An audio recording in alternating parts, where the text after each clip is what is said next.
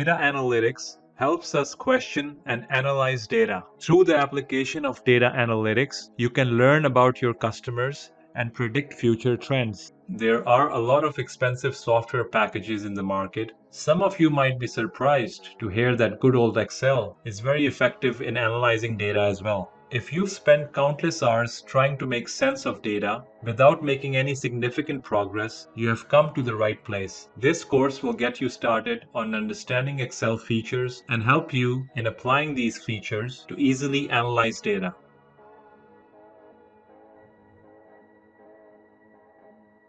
Let's quickly review each of the parts that make up Excel. Starting off with the ribbon. All Microsoft products use the ribbon, a tabbed interface, albeit the tabs vary depending on the product. The tasks that are utilized the most frequently will be on the Home tab. Depending on your demands, you can modify your search.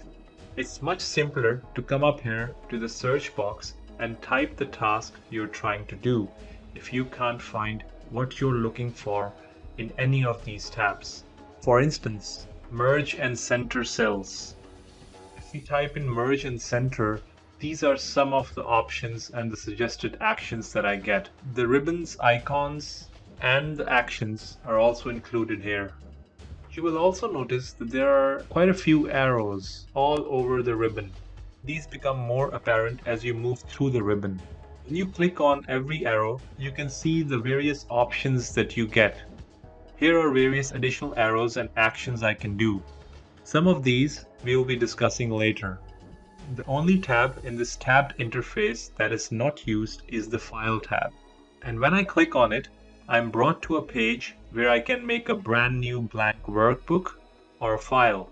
I can either save the one I'm working on, open an existing one. By selecting the left pointing arrow at the top of the screen, you can go back to Excel. Let's navigate to the screen's bottom by scrolling down. Although this file might include more than one worksheet, I can only see the one that is currently chosen. We will also discuss that later. I can zoom out or I can zoom in, making the font smaller or larger. Let's move to the screen's center. I can navigate through these rows by scrolling all the way down. The rows are all numerical, while the columns at the very top are all alphabetical. Any of these cells can be clicked. We'll go through data types and talk about why text alignment can alternate between left and right. The entire text can be formatted, and we'll go over how to do that. Additionally, by clicking on the column header for a column or a number for a row, you can highlight the entirety of either a column or a row. In order to make something broad or narrow, you can easily adjust the width for both columns and rows. For example, if you want to make column B a little broad, you just move the mouse over and it makes it broader. The same process can be done for rows. If you want to undo something that you have mistakenly done, you can click on the back arrow on the top left corner of the screen. You will regularly use Excel's undo tool. The last action you took will be reversed if you click on it. You can click on it repeatedly or reverse your actions endlessly. The number of activities you can undo is up to 100. In truth, you can undo something if you unintentionally undo something by clicking the redo button, which is the arrow underneath this button. So there you have it, the basics of Excel navigation. You may typically use your daily tasks by adhering to the Home ribbon tab. Everything from formatting to alignment to numbers to cells will be covered in this tab. Let's now discuss how to create, open, and save a file. Even though this new blank file is open, I can create a new one at any time. I can always choose File, then New Blank Workbook, in the top left corner of the screen. By tapping More Templates, I may view a list of templates if I don't want to create a brand new blank one. I can view all of Microsoft's templates if I scroll down. Examples include fitness vision, personal budget, volunteer assignments, retirement planner. There is a lot of variety when it comes to Excel templates. By selecting the button labeled Search for Online Templates, I can hunt for a template if I can't find one. I can always make a blank file by clicking the enormous New Blank Workbook icon if I still can't find what I'm looking for. I can now start entering text into the cell because it will open a new empty file. By pressing the Enter key or Tab keys, I can switch to a different row or column. I'll return to File and choose Save As when I'm ready to save the file. Clicking Browse will open the PC's Browse dialog, where I may store it to a location like Documents if I wish to save it locally on my computer. At any point, I may open a file by going back to the File menu, Open. By selecting a push pin icon, I can move an item that I use regularly to the top of this list. As a result, I can now find any file I need by going to the Pinned tab and double-clicking on it. I've started a new blank file, and I'd like to discuss the structure of an Excel file before entering some text. The first thing I'll do is zoom in so that you see what I'm doing a little better. And I'll do that by clicking the plus sign all the way down to the bottom right of the screen. You've probably heard me refer to this as an Excel file, and you probably will, but it's important to note that the technical term for what this is an Excel workbook. It's a workbook comprised of sheets or worksheets. This is sheet 2. As you can see over here, I can enter my data and add multiple sheets here. When I click a new sheet, we have a completely separate worksheet within this workbook, which is the Excel file. I can refer to these sheets in a variety of ways. I can use formulas on one that refer to the cell on another sheet. I can use all of them interchangeably, and we'll go over the details a little later. Although you can call this file or a workbook, the official term is an Excel workbook. So now that we've opened our file, let's begin populating it with some basic text and filling out some columns and rows. I'm going to enter some product data for a fictional company called XYZ360. To begin, I could place my cursor in any cell by directly clicking on it. And if I look, I'm currently in column A, row 1. A1 is the cell number, as you can see over here. If I ever get lost and don't know where I am, I can see that this is cell A1 all the way on the top left-hand side of the screen in the name box.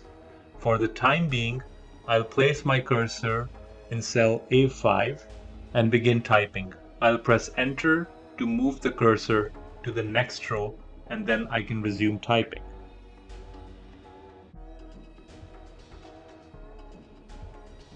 GPS trackers, let me just press enter. I add cameras, I add SIM cards. Okay, so here we have some products. Now the data in column A is taking up some space in column B. Column B does not contain the data. It's simply too long and I can't see what's in column B. We'll go over how to resize these in more detail later, but for now I'm going to hover my mouse between columns A and B and slide the mouse over. I'll move my cursor to cell B5 and begin typing.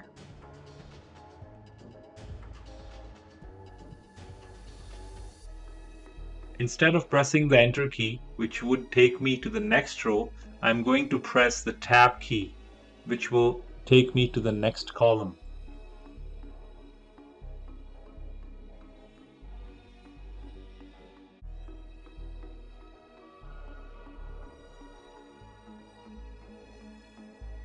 now I have some information over here. This was a quick refresher module as we discussed the Excel ribbon, creating, opening, and saving Excel files. We also entered some text in an Excel workbook. Hope you found it helpful. Since 2019, Microsoft has continued to expand on the data types you can utilize to get real-time information. You can access the data types option by going under the data tab and hitting the more button, and you get a list of options. Now currently, Microsoft is offering stocks, currencies, and geography.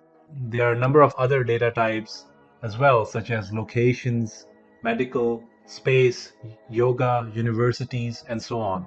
Now, how exactly do we link this data type to the internet to get real-time information? So I have a few subsets of data over here where we have a list of countries, list of companies, and the list of cities. So let's see how we can get real-time information on these data sets. Let me highlight the countries first. And if I go in the data tab, I select the data type as automatic. Let's see what happens. Excel is working its magic. And now you see an icon before each and every country. And if I select the icon for Denmark, I get this information which includes the full name, the nationality, internet code, and so on. I also get information about the geography, what's the capital city. I get information around demographics just with the click of a button. I get economic information as well. And there are a number of other pieces of information I can gather with the click of a button. Now let me select the entire data set again, and let me click the Insert Data button that appears after selecting the list. I have a number of options available. Let's say I'm interested in getting the country code of each and every country. I'll hit this button and I get the country codes. So let me call this column country code.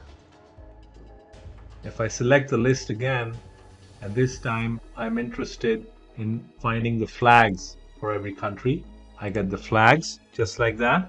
And let's try one other option. Let's say I'm interested in getting the GDP of every country, and I get the GDP of each and every country as well.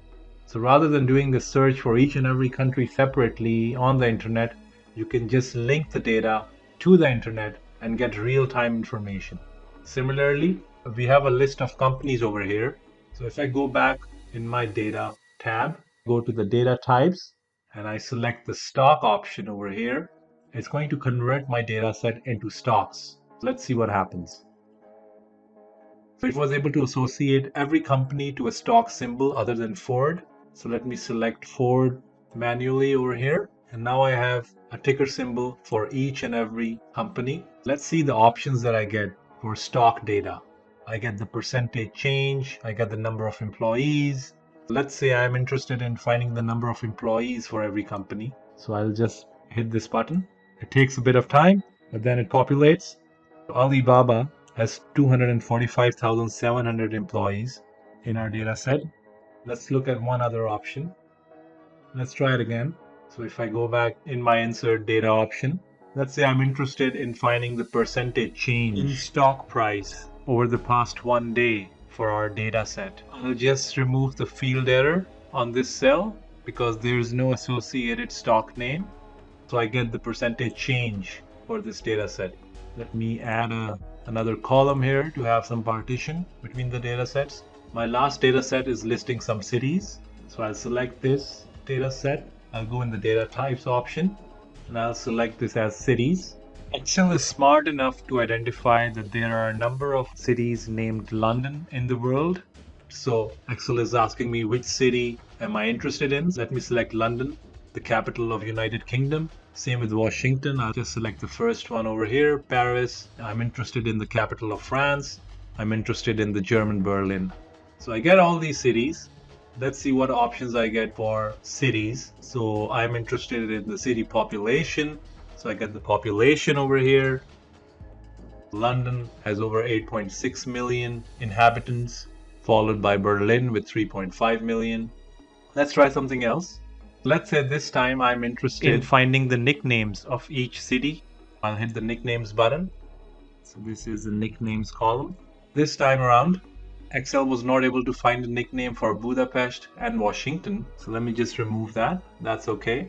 Seems like they don't have a nickname. But all the other cities, so London is known as the Big Smoke, Paris is the City of Lights and City of Love. Berlin also has two nicknames, Athens on the Spree and the Parted City. It's nicknamed the Parted City because of the Berlin Wall. This gives you an idea of how interesting the data types tool is in Excel. The recently introduced data types functionality in Excel is a very interesting tool. In my opinion, it elevates the status of Excel from a mere spreadsheet to an information powerhouse. Gone are the days when you have to Google for every piece of information you're looking for. You can simply get the information in real time using the data types functionality. However, please note that Excel might not be able to find all the information that you're looking for, but it does a really good job in most instances. Feel free to explore this functionality yourself.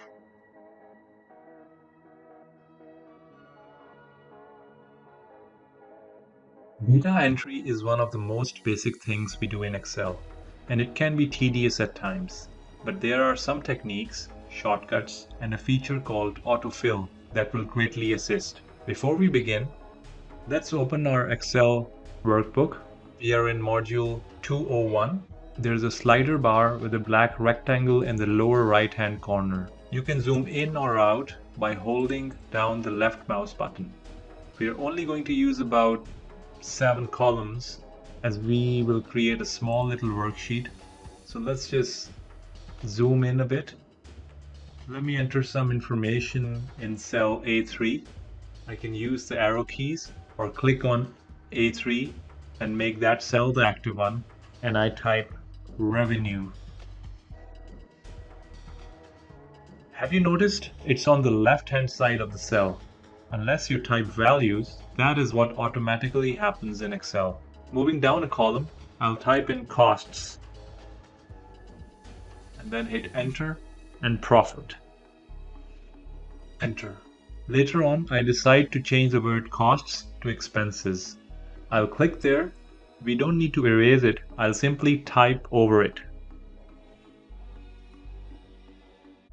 To edit a cell, either click on it and then go into the formula bar, click in the appropriate spot and make some changes, or double click near the entry to do the editing directly in the cell.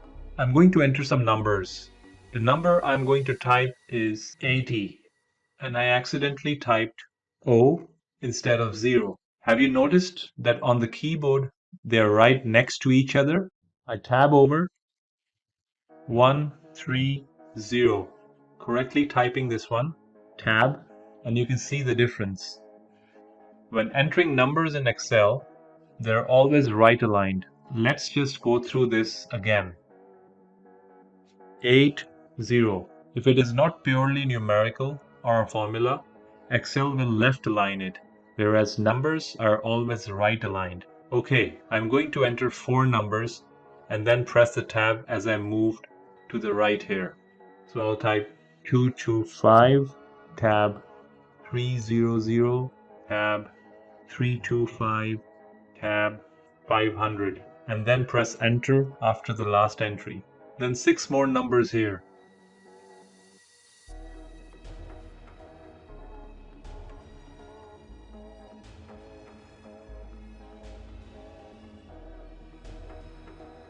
And then after the last one, press enter. I'm going to put monthly names across the top. So I'll start by typing January, and then I tab over. Now let me give you a time-saving tip. It's an autofill shortcut. When you have a month spelled out or a 3-letter abbreviation, you can point to the fill handle in the lower right-hand corner of that cell. Take note of how the mouse pointer changes shape and becomes thinner. I'm dragging across while holding down the left mouse button. The little pop-ups below hint at what's to come.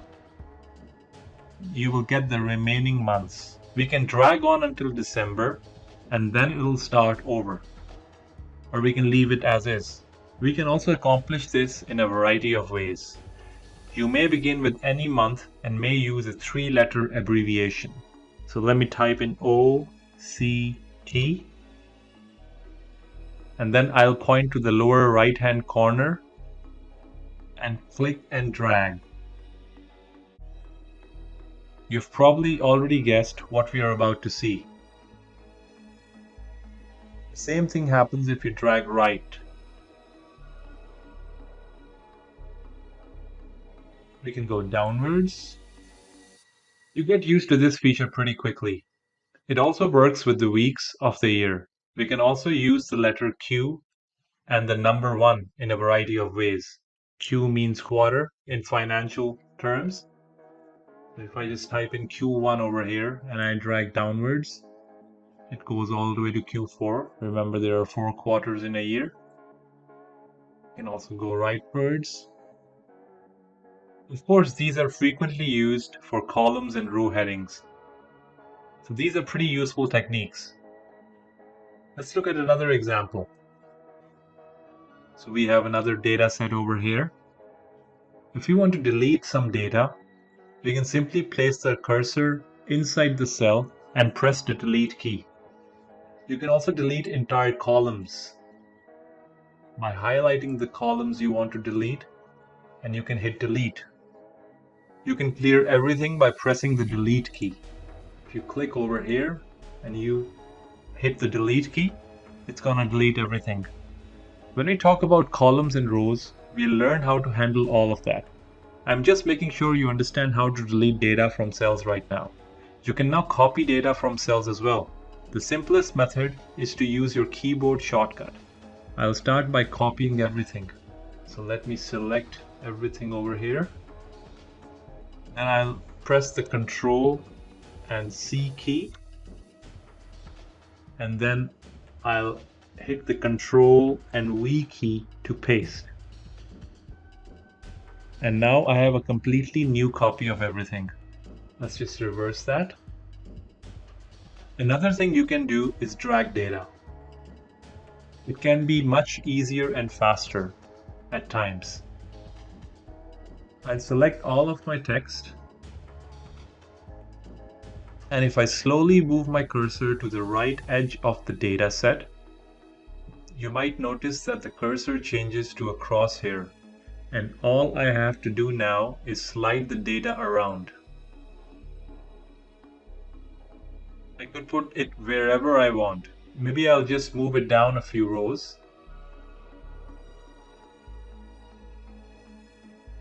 I can let go and everything will move. I can also slide it over and everything moves again. I'd like to tell you about a specific situation.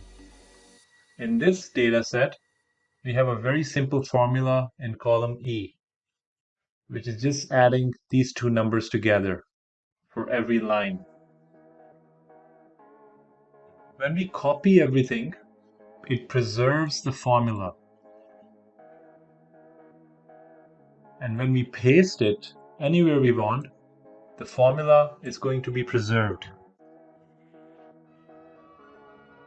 But if I just copy this column and paste it, everything is blank. The formula doesn't work because your data will be considered absolute at times and your formulas will be considered relative at others. That is, they will be locked into where they are in a sheet at times and will move around at other times. In these cases, we can just paste the value of the formula's end result in, because I don't really care about the formula. We're just moving data around. So I'll copy this data set and I'll paste it here as values. If there's a formula in a data set, and if we need to move the data set around, it's always best to copy and paste the data as values. So if we go in paste special over here, you have a paste values feature. So you click on that and there we go. All right. In this module, we went through the concepts of viewing and entering data in Excel. We also discussed how to copy and delete data, autofill, and moving data using the crosshair cursor functionality can help save loads of time, especially when you are drowning in work. When it comes to formatting the appearance of an Excel spreadsheet, there are no rules. It depends on the type of data, who it is for, and how much time you have to devote to formatting it. There are numerous reasons. Let's have a look at a data set that we discussed in the previous module. Let's copy it across.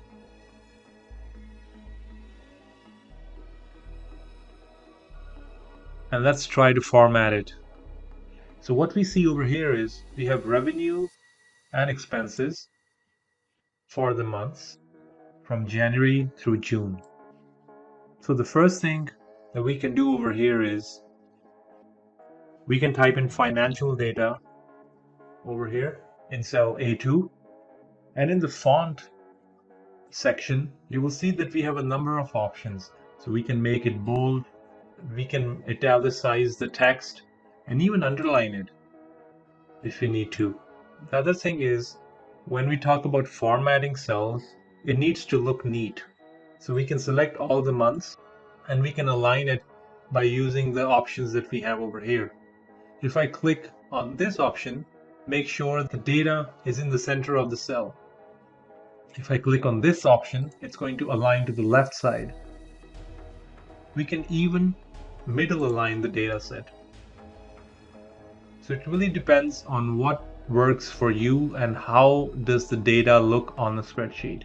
I usually prefer to center align the data, especially when we are looking at financial data. We can also make the data bigger or smaller. So if I select these line items, I can change the font size.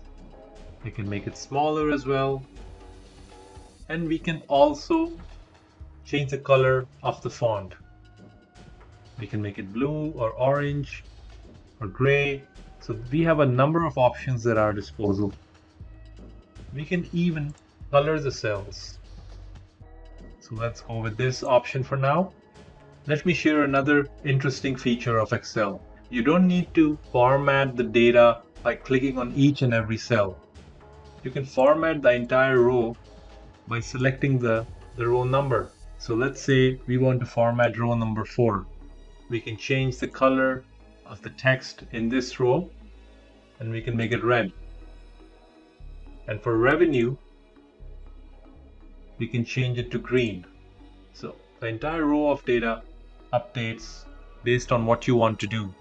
It's also worth spending some time on the merge and center functionality.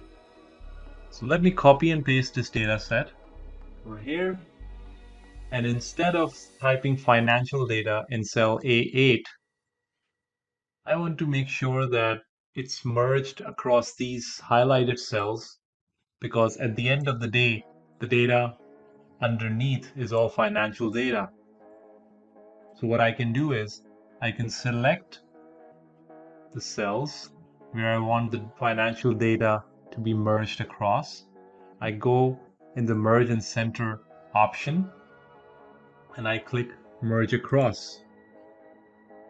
So as you can see, this data set is now merged, but in order to make it look a little nicer, I can center align it, and there you go. This looks much better than this. It's far clearer. Let's now talk about the Excel data types and why they are important.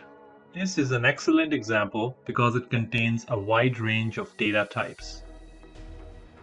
We have text, we have numbers, we have dates, and we even have some formulas. When you enter data into a cell, Excel does an excellent job of determining which data type to use. For instance, if I type in a word, let me type my own name, UMAR. I'll press the enter key and the text will remain it's left aligned.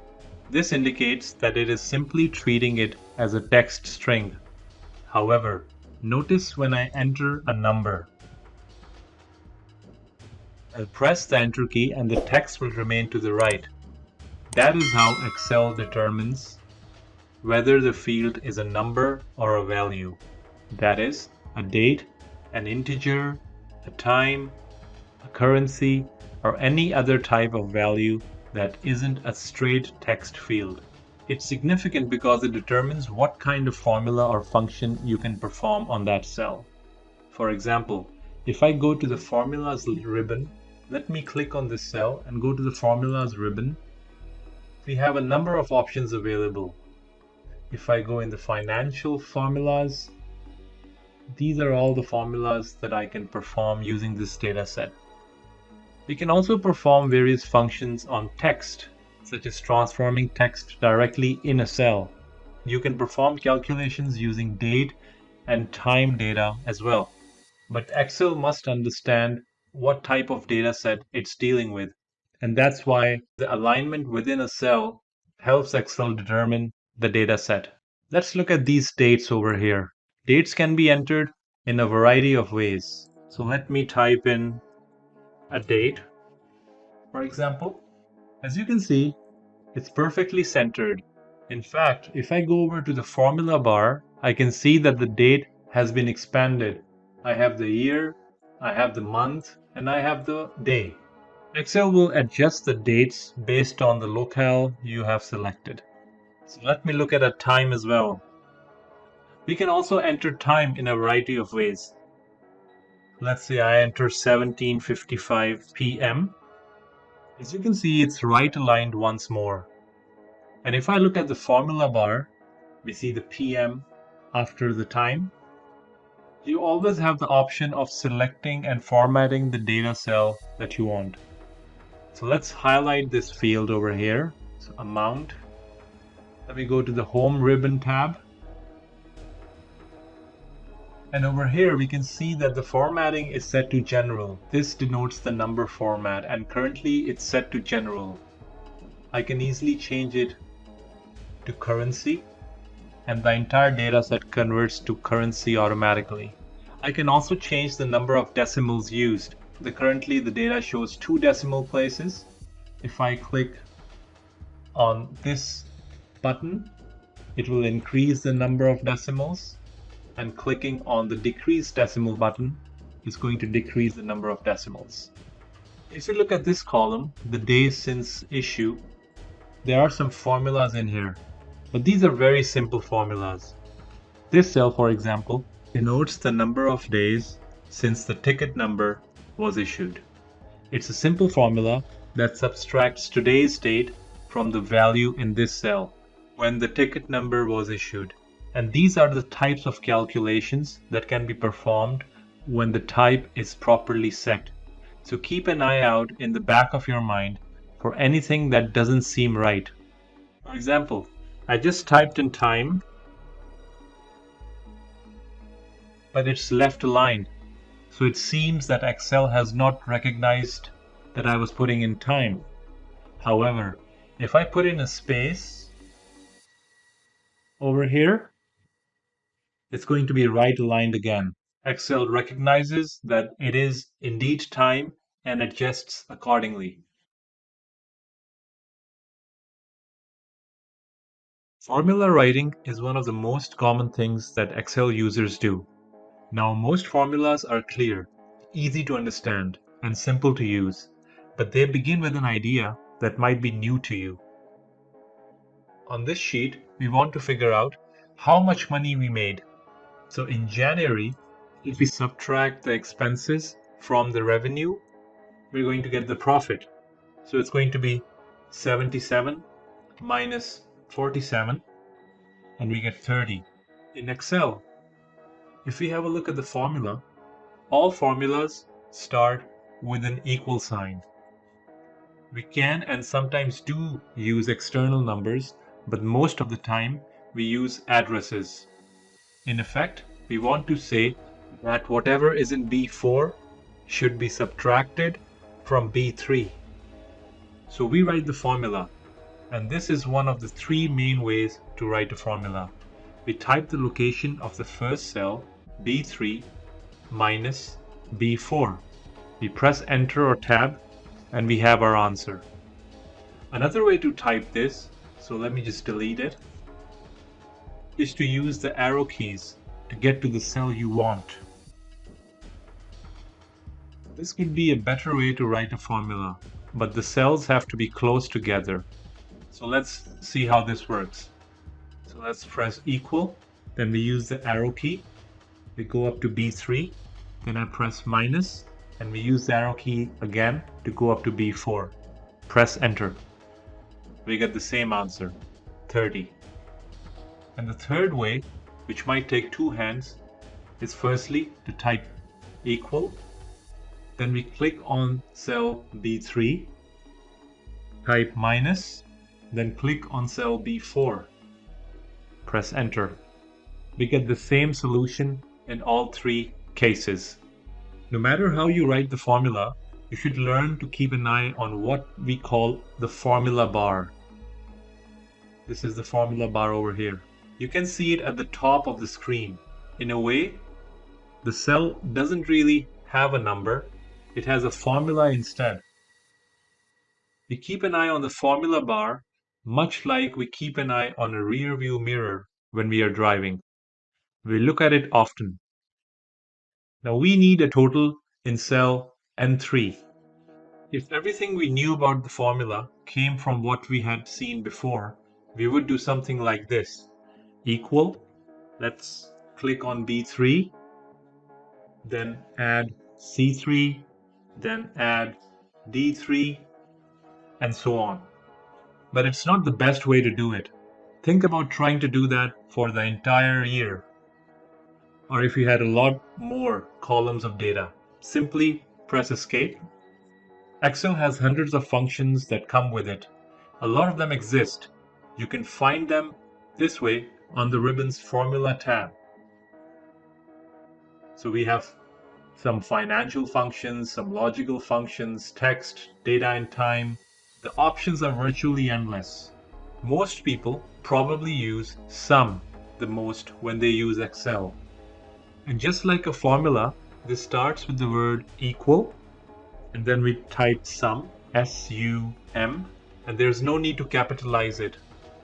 Then we have left parenthesis, and then we select the cells in question by dragging from left to right. So I want the sum of these columns over here. All the cells from B3 are now included. Then we press enter, and just like that, the answer comes up. In cell O3, we need to figure out the average. That is, of course, the total number divided by 12, as we have 12 months over here. We need to add up all of these, but the addition has already been done right here. So the formula in the average column is just equal. Then we click on this cell, divided by 12, and press enter.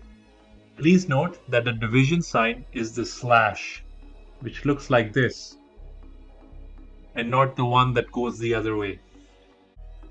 Now when we have formulas set up like this, if I change a number, for example, let me make this 87, notice how the profit and the total and average changes. Have a look at it again. Let me change the number to 97. The numbers in these columns change. And that's how you can start to see how dynamic these formulas are and how we can change them depending on the situation. Also, if I go back to cell B4, let me change something else over here. So the 47, let me make that 57. The number changes. We don't have anything on the right yet, so it won't change anything over here. But sometimes we see negatives, and that's what happens. When you see a formula in Excel, you may want to duplicate it in adjacent cells, either across a row or down a column. So there is a formula in cell B5. If I double click on it, we'll see what's happening. When copying a formula in Excel, it's important to remember that you're copying a formula relatively. So let me just copy the formula from here. So I'll press Ctrl+C. Formula is copied, and let me just paste it over here. Ctrl+V. I paste the formula by pressing Ctrl and V on my keyboard. So let's see what happened in the formula. So I have moved one column to the right, and the column reference has changed from column B to column C. If I keep copying the formula across, the references will be changed to column D, E, F, and so on. You see, if you copy a formula, it is adjusted relative to the original. Otherwise, you would be repeating the exact same formula, which does not quite help us. And of course, the benefit is we don't want to type a formula here, then here, then here. Imagine if you have to do this for every day in a year. That would be ridiculous and time consuming. And we can simply copy a formula by dragging and entering it from the lower right corner. This is referred to as the fill handle. As I drag to the right from the fill handle, you'll notice that these values are correct right away. So in May, it's 21 minus 28, which is minus 7. So one by one, we've got the right formulas. And if we had even more columns, you can imagine how time efficient and better it would be by just copying the formula across using the fill handle. Similarly, now in column N, we need to calculate the totals. So if you look at column N3, we are summing all 12 months. So the formula is working on the 12 cells to its left. So if we just drag this formula across, we are mimicking this relationship for the other two rows as well. So for expenses, the formula over here is working on the 12 columns to the left, and same for the profit row. The basic concept is the same, but I'm moving down a column. Similarly, the average function is the cell to its left divided by 12. We want to do it again for the other two rows. So I'm going to go on the cell, wait for the fill handle, and I'm going to drag it downward using my mouse. If you remember, the worksheet originally began with very few formulas, and we have added more formulas by dragging the fill handle downwards or across. The list of numbers on the screen appears to be a random collection of numbers at first glance. The rest are all formulas and not numbers. You'll need to copy formulas as you work with Excel, as demonstrated in the examples in this video. In this module, we have seen how to use the mouse and keyboard in different ways to make simple formulas. Once you have created a formula, copying and pasting it enables you to save a lot of time, especially when you're dealing with a very large data set. Once you have created a formula, dragging it using the fill handle enables you to save a lot of time, especially when you're dealing with a very large data set.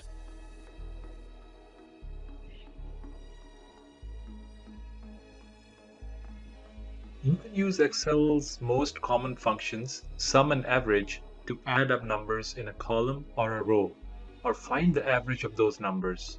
Now, you can use these functions with the help of a menu button or shortcut keys.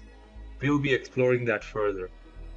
What we see over here is a worksheet with numbers. Let's say in cell N3, we want to add the revenue from January through December. So how do we go about doing that? You may have seen in a previous module that we can start by typing equal SUM, left parenthesis, highlight the data, and so on. But there is a better way, a faster way, or even two faster ways in fact. Firstly, you can find the AutoSum button in the editing group on the right hand side of the Home tab. When you click on this button, Excel looks up for data and then it looks leftward. No numbers show up above it, but they do show up to the left. When we click this button, Excel tells us what it's going to do, and we press enter. After you've used it a few times, you'll feel more comfortable with it and be able to speed it up a bit. We can double click on AutoSum to do this as well. So let's see how that works. Let me delete this. Click, click, and there we go. So what did we get out of this? As a reminder, we can see what it did if I double click this cell. You can also see it in the formula bar in cell N3. So it's summing B3 to M3. We can apply the same concept over here in cell B10. I click auto sum twice. Now let's say we want to add these cells over here. So I can highlight the data over here and press Alt and equal from my keyboard. And that's another quick way of adding the numbers up. Let's do it again. So I delete this. I highlight the cells that I want to add and I press Alt and equal. And the sum of these four numbers is 954 that we see over here. If we go on the auto sum button again, you will see that there are various options. We have sum, we have average, count numbers, max, min, and there are some more functions as well. So if we change this to average, you will see that automatically Excel can now calculate averages. So the average of these four cells is 239. Let's apply the same approach over here. I select average and then I press enter, and there we go. The average is 79.5 for these 12 numbers on the left hand side. There's one more thing that I would like to tell you. You should never type SUM in a cell. Why is that? Well, I mean, there's nothing wrong with it. It's okay to type SUM, but when you press Alt equal in Excel, it automatically types SUM for you. And you can change the ranges based on what you want to do. So if we want to add these three numbers together, by pressing Alt and equal, I get SUM and I just change the range. So why type SUM when you can just press Alt equal and Excel does it for you? So these are useful tools for working with formulas in Excel. There's no question that most Excel users use the sum and average functions a lot. Let's explore another commonly used function in Excel. If we scroll downwards, we'll see that there is another data set where we have the employee first name, employee ID, department, and the breakdown of the total salary by month. If you're just starting out with Excel, you might not need it right away, but you probably will at some point. It is called VLOOKUP. It works with another function called HLOOKUP, and as of August 2019, VLOOKUP and HLOOKUP will be replaced by a new function called XLOOKUP. And the whole point of this kind of function is to let you gather information that is related. You may be working on more than one worksheet at the same time as you do this. In this example over here, we have some employee data with their total salaries. And you can imagine it to be a very large data set with thousands of rows of data. And what we need to do is to find the first names based on the employee IDs. So if we use the XLOOKUP function, it will make things much easier. In addition to combining the features of VLOOKUP and HLOOKUP, XLOOKUP makes some new improvements and gets around some of the problems that we have had with the other two.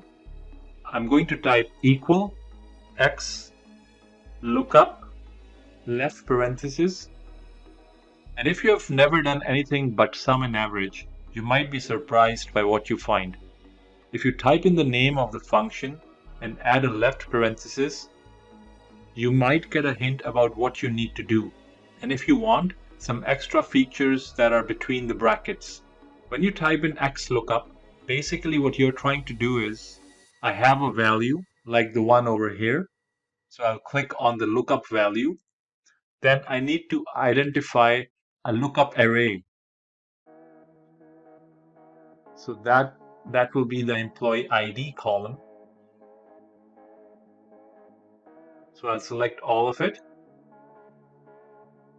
And then I will type in a return array. So if we want to find the first name, that's in column A. So I'll select the entire column A, where you have all these rows of data. And that's it. Right parenthesis, enter. So the first name of the employee with ID 12 is Florian. So we can drag down this formula, and this is what we get. But what happened here? We are getting an error. And why would that be? If we look closely at the formula, You see that these ranges are dynamic. So the ranges are changing as you drag the formula downwards. If in cell T23 we had B22 to B98, by scrolling downwards, we are at B23 and B99. And if we click on the formula again, the range has an empty row that it's looking into, which is not correct. In a nutshell, you want to make these ranges static. So what we can do is, if we go back to the original formula in cell T23, we click on the range and we press F4 from our keyboard. So you'll have these dollar signs. You do the same over here, press F4, and the same for this range and the next range. And there we go. Now drag the formula down and you don't get any errors. So ID number 12 is Florian. We can do a quick check. Yeah, that's correct. That's Florian, ID number 12. Sanchez, ID number 6. That's Sanchez, ID number 6. So we have easily populated the first names by looking up the IDs. Now let's do another example together. So we need to find out the total salaries and we just have the IDs. So I'll just start by typing in equals XLOOKUP, left parenthesis, then I'll click on the lookup value, then the lookup array, which is this column over here. I'll select the whole array. And then I need to find the return array.